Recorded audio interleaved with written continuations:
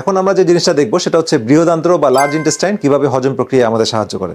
তো এখানে এনজাইম তৈরি হয় না, কিন্তু এখানে কিছু ব্যাকটেরিয়া আছে যারা এনজাইম তৈরি করতে সাহায্য করে।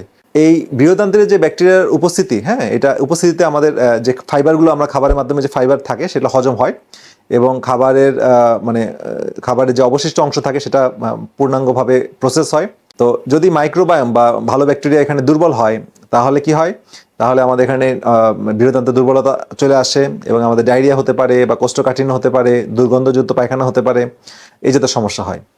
তো এটা সমাধান হচ্ছে যে আমরা খুব ভালো অ্যামাউন্টের সবজি এখানে এই জাতীয় সমস্যা, বৃহদান্ত্রের সমস্যা হলে আমরা গ্রহণ করব।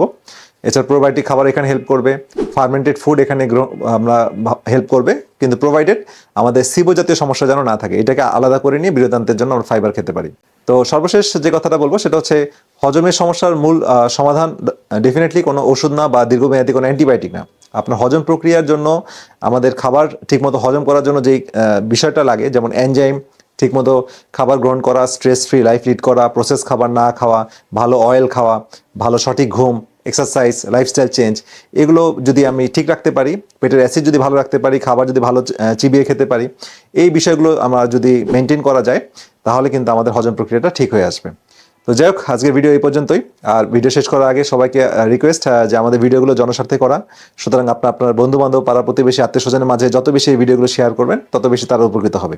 তো সবাই ভালো থাকেন, সুস্থ থাকেন। পরবর্তী ভিডিও দেখা আমন্ত্রণ রইল। আল্লাহ হাফেজ।